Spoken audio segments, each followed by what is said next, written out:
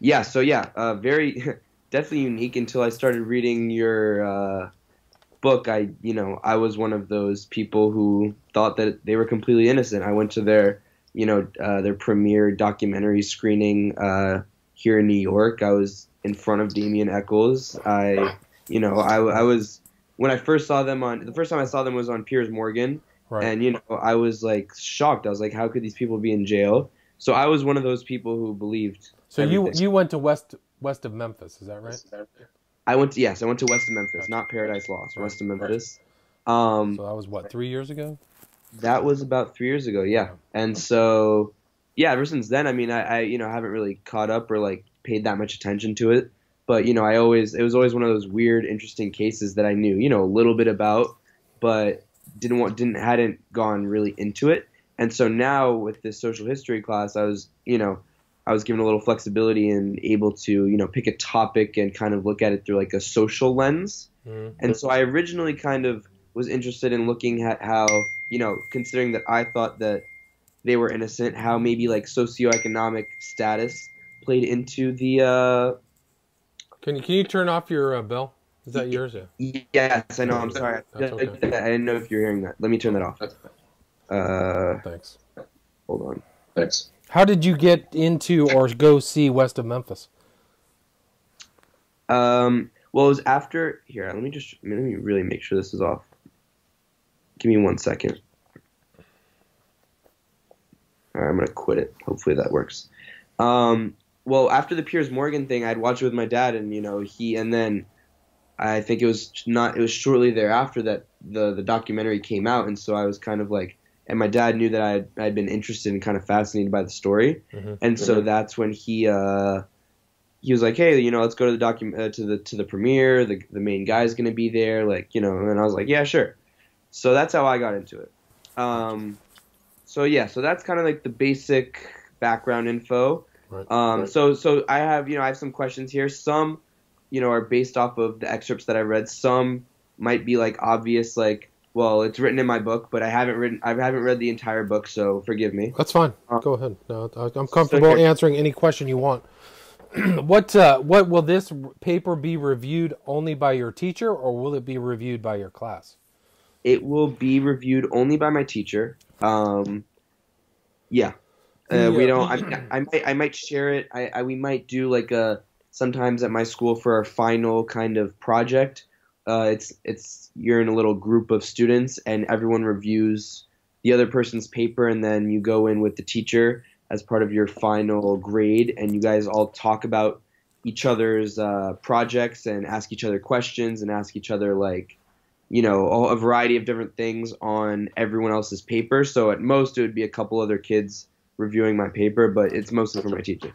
But it is interesting that you look at this case within the context of social history, because I think that this case, if you kind of leaf through the chapter headings in my book, I talk about the kind of how this case has become a cause celeb case where so many celebrities are involved, and Right. also the potency and power of a public relations firm and how that they can shape public awareness or perception of a case, and how Damien Eccles actually went on. You used Piers Morgan, for example, but he went on The View. He went on all these other talk shows, and you can look at those talk shows if you go to William Ramsey Investigates, because I kept an eye on that when he was on The View with Janine Pirro, and she's kind of asking him questions, but she doesn't know the case well enough to ask him the right questions. But that was one of the fascinating aspects of the case is how it played out in the public arena. Right. Oh, sorry. Let me try to get rid of this. That's loud. It's loud in my ears. I mean, I can Yeah, take my earphones off. it's loud in mine too. Like if I mute the volume, then I can't hear you. Okay. So let me sign out of this. Okay, so I shouldn't be able to receive anything. Okay. All right. Hopefully it doesn't come up again. Sorry about that. No worries.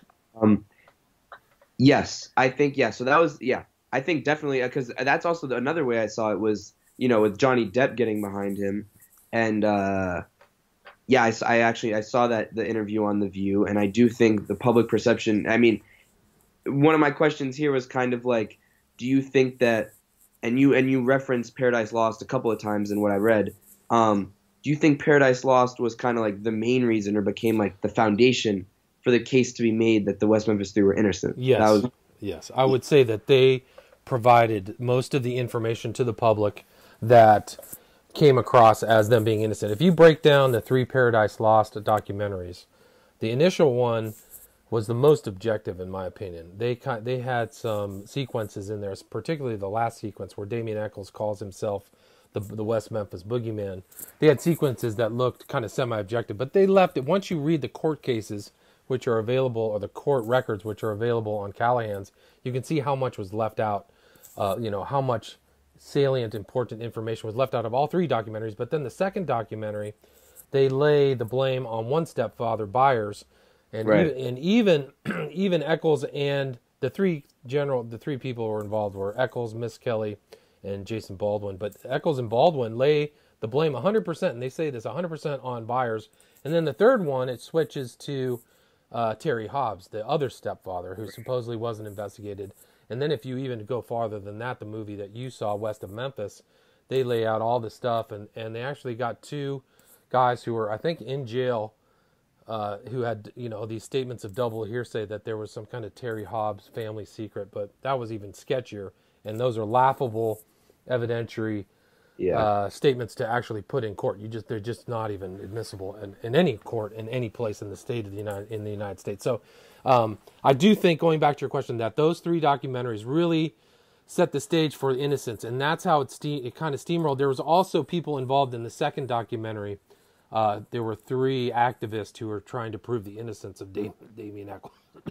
Damien Echols, and they were also heavily involved in skewing public position, and that's how. And then once that kind of started, it snowballed, and then these public figures, so many celebrities came behind Damien Echols that was really kind of what sealed the public importance. And once the money was raised, which has never really been determined how much money was raised, but it's been guesstimated at between $10 and $20 million.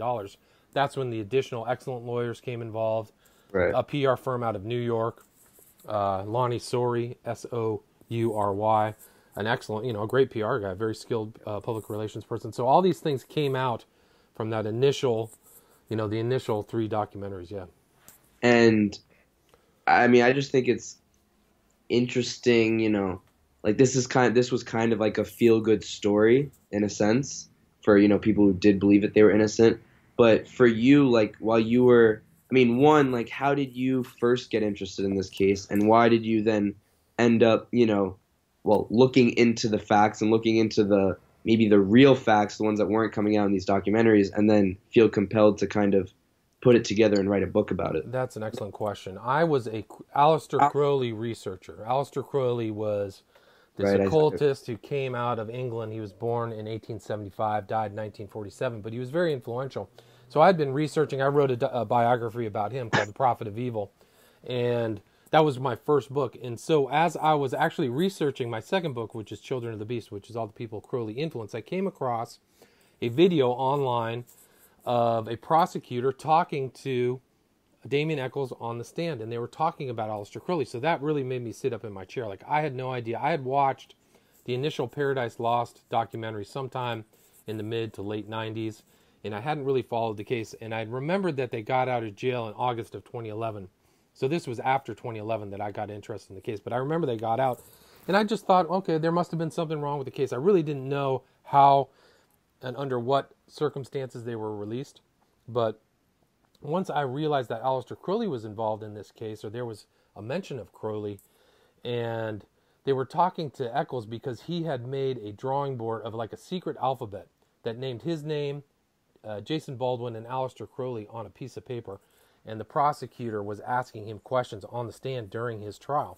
And so that really was like, okay, what's the story with this case? Now, I had a very vague notion that they were innocent. So I just assumed they were innocent. But then I realized that I could go back and look at all the court records. And so they were all available at a site named Callahan. So I just started reading through, and I was astonished at how much the police had, how much information the police had garnered about these guys before their trial, and how much information they had gotten about the occult, and how Damien Echols was involved in the occult. And so that really kind of piqued my interest. And I took a position once I wrote my book Abomination, Devil Worship, and Deception, and the West Memphis Three Murders, I was like pretty much alone saying the occult was involved in this. There's some kind of attachment to Crowley. Aleister Crowley himself said that the perfect sacrifice is like a young 8-year-old boy. And these 3 victims were all 8-year-old boys. And there's elements of these crimes that fit in a pattern of an occult ritual. Not really something formalized, but there was a full moon. There's all kinds of things involved. But that's really how I got started looking into the West Memphis Three was really about that video mentioning Aleister Crowley.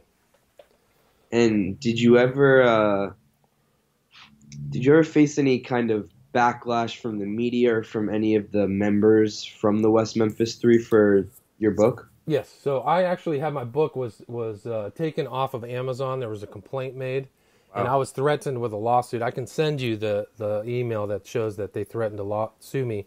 It was through another guy who was known to be hanging out with Eccles at the time. His name was, I can't remember his name. Anyway, he was a friend of Eccles who was kind of like an intermediary, saying that I had used in my original version of the documentary, I had used some of Damien Eccles' artwork, and they claimed that was a copyright violation. I was using it, I believed, in a fair use context, which was allowable.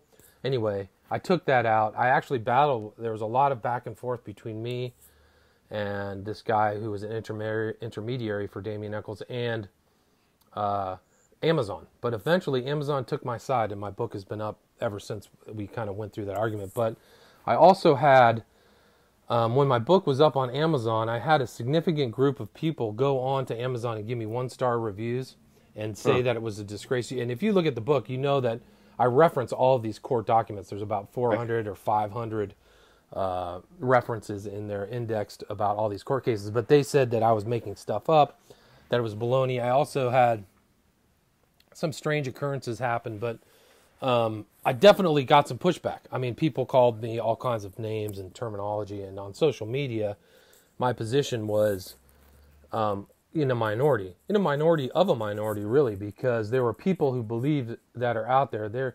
They're colloquially known as the Nons, and the people who think he did it. I forgot the other name. Anyway, but they think, a lot of people who believe that Eccles was guilty don't view the occult as an important motivator. But I think the post-release events show that Damien Eccles is a very serious practitioner and observer of occult ideas. And was there ever kind of a doubt throughout the whole book process, throughout the entire your time researching, was there ever a doubt in your mind that they could actually be innocent?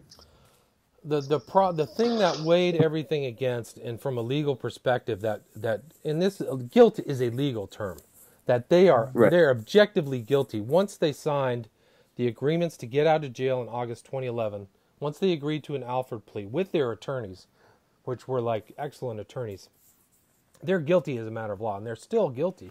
They're still under probation until 2021. So that is really, and the real question for me was the guilt determinate? So they're actually in interesting figures because they were found guilty twice. All three were found guilty in 1994, and then signed and said they were guilty in 2011. That doesn't happen very often in criminal cases. It's actually a rarity. But so the real question for me is, are these guilty pleas, and are the guilty situations, are they correct? And in my opinion, definitely correct, looking at all the evidence. But there was never a doubt in your mind that no one else could have possibly committed these murders? Well, no, that's a good question, because I did look at all of these other red herrings. And I looked and saw where they were coming from.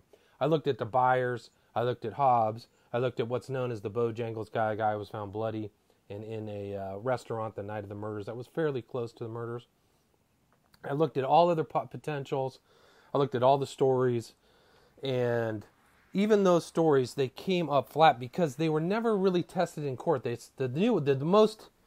most recent claim that Terry Hobbs did it is based upon so-called evidence that was found by the defense but never brought into the court of law and actually ascertained whether it is. There's supposedly a hair that fits Terry Hobbs with, a 98.5% accuracy, that it's consistent with his DNA. which doesn't prove anything. It doesn't mean he was there. And it was also tested through the defense. So all these things have to be tried in court, including all these hearsay statements and stuff like that. So looking at that, if Damien Echols and his excellent, I mean, he was able with the money to get the best appellate attorney, probably Reardon, in the country, who had worked on Barry Bonds and all these other high-profile figures. If he had such devastating evidence showing that he wasn't guilty, they should have brought it into court immediately and put it in there. And proven not only to the court but to the world that this evidence is outstanding, is irrefutable, right? Right. That didn't happen. That did not happen. So, and that's an interesting thing, because once they got released, there was a statement by, I think, Echols prior to their release in August of 2011, that it was easier for him to get out of court and fight the charges while he was out of court. And nothing has really happened from those three guys since they've been out. They've just lived under probation, and there's no real attempt to find the so-called other perps. And I think that's important. I think that's important to know.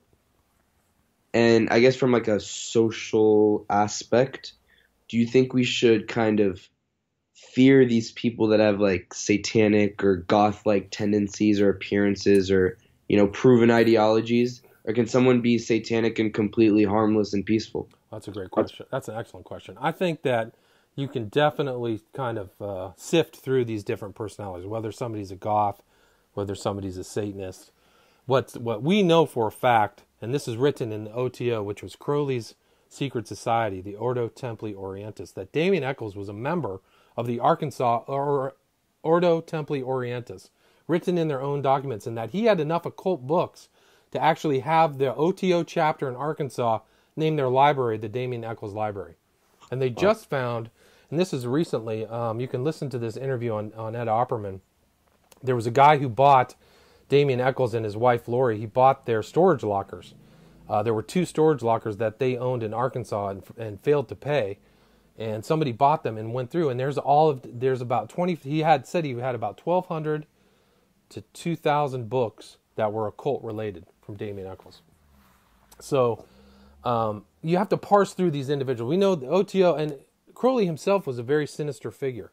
He was involved in sacrifice, blood rituals, and things like that. So there's definitely an important distinction between a goth and a practicing Satanist. We know, and Damien Echols has stated that he's licked blood, right? And he's stated all of these other strange... He's admitted to all these other strange practices. If you look through the Exhibit 500, which was Damien Echols' psych records from 3 different hospitals, you can see a pattern of, and this is determined by a wide variety of, and there's actually another psychiatrist, a guy by the name of George Woods, who wrote an affidavit in 2000. You can see that from 1993, 1994, there were 3 hospitals who talked about Echols, and then another guy in 2000 that he had very strange ideation. So a run-of-the-mill Satanist, I think, you have to look at it, at least in my opinion, as a case-by-case basis. But Damien Echols has a very peculiar record. And there's actually was a movie that was filmed, I believe, in New York. It was called IRL. It was an independent film. And in it, Damien Echols is handling a shotgun, which is actually a violation of his probation. But he's sitting with another known high occultist, a guy by the name of Genesis P. Orridge.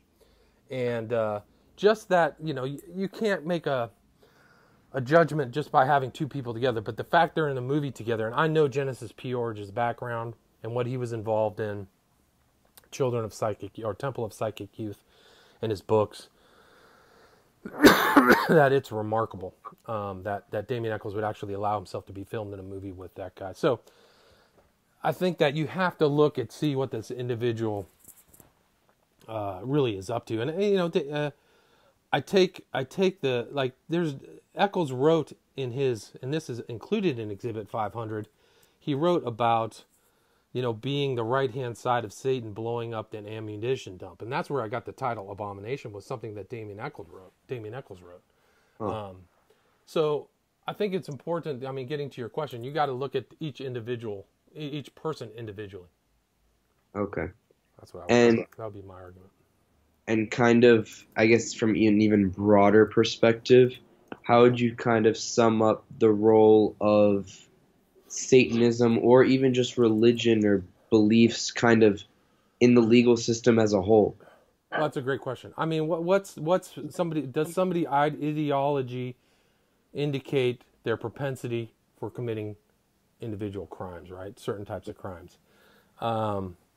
When I first started writing about this book, about this topic, I was told there's no such thing as occult crimes, which is why I included occult-related or motivated crimes as a section in Abomination. And so some people have this ideology of violence, lust for blood, whether it's the Rippers out of Chicago or, you know, some of these other type of motivated people, the vampire killers of Kentucky. These guys were involved in all kinds of strange stuff, blood drinking, violence to the human body. And so, you know, you could see that these things led up to a bigger crime, you know. And so it's tough to say somebody's ideology if somebody's in the mob, let's say they're known members of the mafia, does that mean they have a higher propensity to commit a crime? Yeah. You know? Those are good questions. But here's the quote that this is from Damien Eccles' own writing. I can see physical changes happening in my body. I can tell it's getting ready. The abominations or abominations have already begun to be spit forth from the earth. I have seen some of them. I will become one soon. I will be the king of freaks. I see a perfect explosion, God's ammunition dump going up in the flames of righteousness, Satan storming heaven, his artillery captain, a fiercely grinning fool with red flayed cheeks, Damien by name, never to be Michael Hutchison again. The end is here. Kiss your ass goodbye. That's in his own writing. So that's actually from the court cases. And that's how I got the title of the book. Okay. Wait, I think that's can you hear me? Yeah, I hear you. Can you hear me? Yeah. But I think that's a good question. What is somebody's ideology as a propensity to commit a crime, you know? Also, for me, it's like, are these people, and I'm kind of thinking this right now, it's just like, are these people, do we have a place for these people in society? Because even though they may have, you know, stranger kind of views, or are these people just mentally ill? I think it's a valid question. I think it's a very valid question. I don't know. What would you say about that? If you look at Damien Eccles' medical history, there's serious problems. He was actually prescribed Imprimine or some type of psychiatric drug, and he was I think the SSA, the Social Security Administration, had given him a full Social Security disability for his condition prior to the deaths. So an objective third party gave him that designation. Wow. And this is kind of more like a random kind of question. Okay. But what would you, if you were in a room with the West Memphis Three, what would you say to them? Why did you do it? Huh? Why'd you kill him? I mean, the thing is that they've all admitted to committing the crimes in one place or another, whether it was Damien Eccles at a softball game, or the most important confessions, which isn't the original Jesse Miskelly confession that took place, I believe it was on June 3rd, 1993, but it was the post-conviction confessions that are recorded by Jesse Miskelly with his hand on a Bible, his attorney saying don't do it, and him saying I want something done about it, and saying that, and implicating himself, Damien Eccles, and Jason Baldwin in the murders. And you think that, you know, there's been a lot made that, I mean, I know you go through with kind of like the myths about the case that Miskelly didn't actually have the IQ that was that low. Yeah. Do you think kind of the pressure from the police that's been talked about a lot in all these documentaries, do you think that's valid? Do you think that they really pressed him as much as they kind of say that they do? Let's just hypothetically state that if Jesse's original confession was flawed, or if there was something wrong with it, why did he confess post-conviction? Like, he had already been stamped, you're going to jail. Why did he confess after that? How did they force him to confess on his car out of the jail or out of the court? He confessed to the two cops, and then he did it twice. He actually, what's known as the Bible confession, and then the confession against the advice of the attorney, both recorded. And I included those as appendixes to, or appendices to my book so people can read them. That, there's all kinds of arguments. And actually, in any situation, if I was a defense attorney and my client had confessed, I would always attack that confession in court. I would always question the validity of the confession. That's commonplace. It would actually be malpractice if you didn't. So you're always going to come up with some reason, and there are standards that you can nullify confession, whether you're under the age of 18, whether you're under the prop, or whether you can actually consent if you don't have a high enough IQ. Can you state that? So Jesse's IQ always has been deflating, so it can get under the 70 level, right? And so that's he's been tested at 88. I mean, obviously not the brightest guy in the world, but these are all very standard kind of legal things. Challenge the confession. Okay, let's say that confession isn't good. Why did he have a post-conviction confession? Doesn't make sense. And I guess kind of like one of my final questions for you is kind of, I mean, definitely a very interesting case, but why, I asked a similar question earlier, but why did you feel like you had to write this book? Like, now do you regret it? Like, I know No, I don't regret writing the book. The main impetus for me to write the book is because I believed at that time that I was correcting an injustice that had been served upon the public, which was that these guys were innocent, that they were wearing black and walking down the street, and the police railroaded them. And so that was why I wrote it, so that you could have a decent-sized book with all the case records that were salient as to why these guys were the properly charged and convicted perpetrators of the crime. And why? Because at that time, that was a very, that was a minority of a minority position. Right. And also, I guess something I just thought of right now is, Damien Echols has his whole, he has his own thing with the whole Satan and all. But I guess, and he's definitely the primary character in this whole thing. But as for Baldwin and Miss Kelly, what do you think? Was there ever any evidence that, they had satanic thoughts, or why were they implicated in it? Were they just like accomplices? They still, carried out, if it's true, carried out a horrific crime. So why them? It's a great question. It seems like when you're looking at what the police were doing their research, it looks like there was groups of kids with a lot of free time getting into all kinds of trouble. And Jesse Miskelly talked about Stonehenge, people being met there.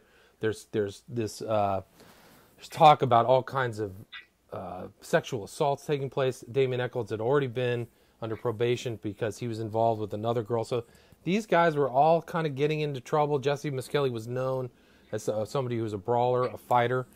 And Damien, according to what the evidence shows, is that, Damien Echols and Jason Baldwin both had evil tattooed on the knuckles of their hand, right? And Damien Echols wrote 666 on his shoe. But they're spending a lot of time together, Damien Echols and Jason Baldwin particularly, and at some point, Jesse Miskelly gets gets involved with them at the wrong time in the wrong place, I guess, on June, on May 5th, 1993, and things go wrong. Whether it was a design case, there's also statements that are in the court documents that show that Damien Echols was walking around with a black briefcase with photographs of people, taking pictures and doing strange stuff. So whether the kids were targeted or not, I have no idea. But there's, there might have been a lot it may have been, as Jesse stated, a spontaneous crime, but it may have had a malice aforethought component to it. Not sure. And how do you think? I was actually just taking a look the other day at Damien Echols' website, and even his artwork, I don't know if you've seen it, is very witchcraft looking. Right. Yeah. Well, that's an interesting thing because he actually requested the Encyclopedia of Witchcraft when he was in jail. He wanted to read that, so he definitely has the kind of a wide-ranging interest in occult subjects. But he also, listening to him is interesting as well because, he's quite well spoken. You know, I would say so. People, I saw him, I was 10 feet away from him, and, you definitely get a very weird vibe from him, but he's very, he's not a stupid person. I don't think he is. And so, I don't know. What do you think he'll ever like?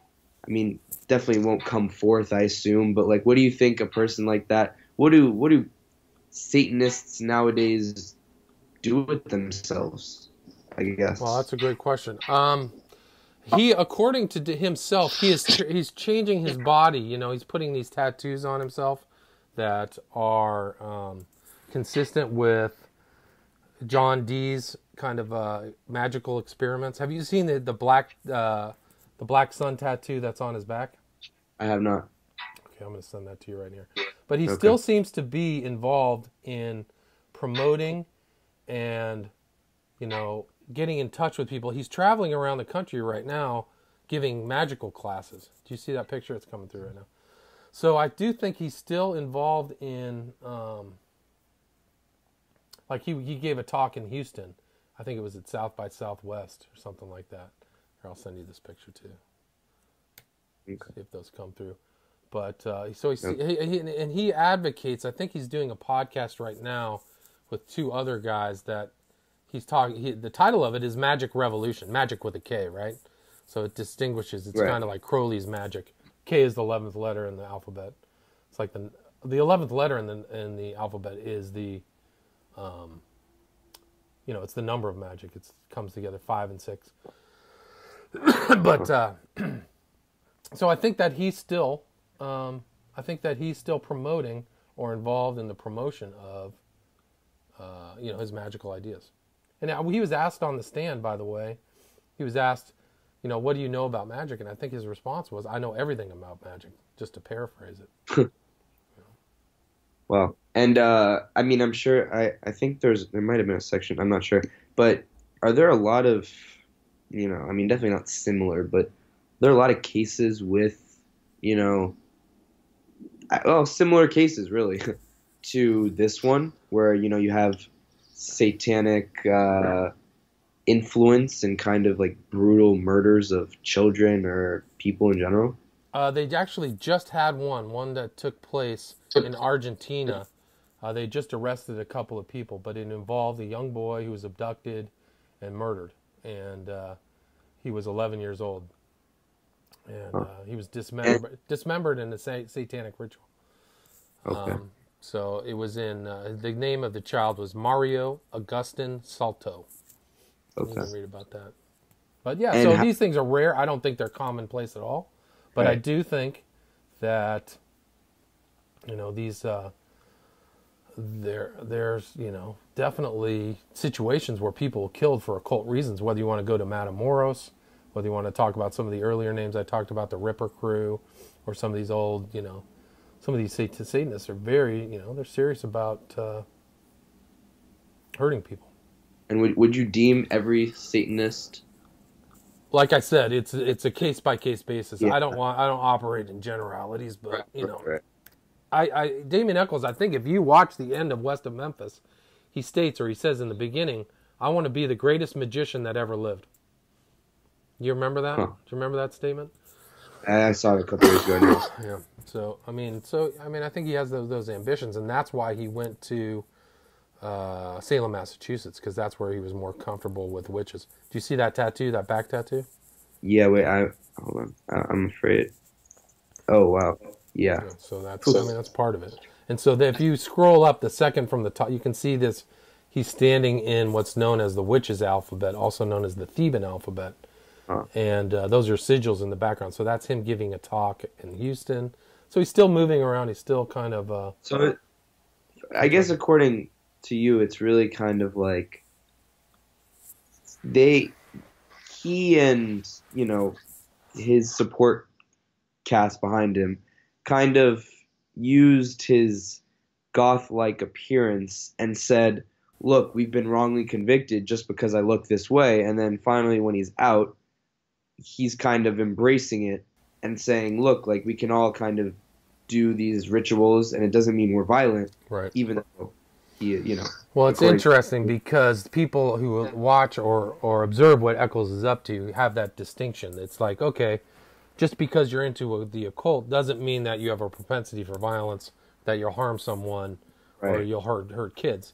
which I generally agree with. However, if you get into some of the darker rituals, even Crowley wrote, and some of these other, there's involved in ritual drowning, tying and drowning, like literal, right. And that's what happened to the kids. They were tied and drowned. They weren't beaten to death. One of them died from a violent beating, but the other two were drowned, according to Peretti's statement, who was the forensic investigator. And I'm just gonna kind of wrap it up here. Okay. I've been thinking this whole time, kind of, it's a more personal question. How did you even? I know Crowley was kind of the first person you were researching, but how did you even get into researching him and kind of this subject matter as a whole? I was a 9/11 researcher. I was actually just an individual researcher. I was probably, even before the turn of the millennium, 2001, always investigating other avenues of information regarding any subject, whether it was false flag terror, false history, hidden history. So I was always involved in that. I was a 9/11 researcher. I was interested in the numerology of 9/11, which led back to Crowley, which gave me and I had a very good understanding of Crowley, and led Crowley to this subject, the West Memphis Three. And then, I've just kind of followed these investigations. And then I wrote a book, Children of the Beast, about all the people Crowley influenced. So I think the 20th century was influenced more by Crowley than people recognize. And then I just finished a documentary called The Smiley Face Killers. He was abducting, torturing, and murdering young college-age kids in the U.S. I would suggest somebody your age and your friends that watch that on Vimeo. I'll send you the link right now, but I'll give you a free pass. You can take a look at it. But it's very important. Somebody your age, if you go off to college, right? I would watch this, because there's probably about 200 men who have been abducted and murdered. And the police really haven't keyed into what's going on, but I think my video explains everything. Well, look, thank you for your time. This was very interesting. Kind of messes up my entire essay, though, because I was always kind of writing about how I thought that they were innocent, because I was one of those people who believed it, but I think I'll have to change it now. Well, I would say that you could read my book, but you can also go back to the case files. And the things that they can't explain is, why haven't they arrested somebody else for the crime? Why did Jesse confess after he got convicted, when there was no interest for him? There was no force. And if you listen to that video with his attorney, he's saying, I want to confess. I don't care. The attorney's saying, this is against your interest. I don't care. So why is that? And why did all these guys state it, whether it was Baldwin in jail, Damian Eccles at the softball meeting, or Jesse Misskelley, why did they all admit or confess to the crime? And then why is the occult a common theme from before the crime to right now? Those are all, I think, questions that should be answered. And I'm actually curious, have you ever, after this book, have you ever felt kind of threatened in any way? Oh, that's a great question. How would I answer that? I would say this line of work is dangerous, because I do think that there's a lot. If you look at Damian Eccles' friends and all these people he's associating with, probably some scary people. It's a definite. These are scary cast of characters. Just look into Genesis P. Origin, his past. They're dangerous people. The people, Genesis P. Origin is a dangerous person. But you've never been, apart from that they sent you with the threatening to sue you, you've never been kind of contacted or had any other interactions with these people? No comment. No comment. Okay. All right. Well, thank you very much. It was a pleasure. And I'll keep you posted if you want to read my paper. I'd love to read it. Yeah, I'd love to read it. Perfect. All right. Thank you so much. Felix, good night. Take a look at the Smiley Face Killers documentary. Look at the trailer. And I have your email, so I'll send you the passcode. You can watch it. Perfect. Thank you so much. Felix, have a good night. Have a good night. You too.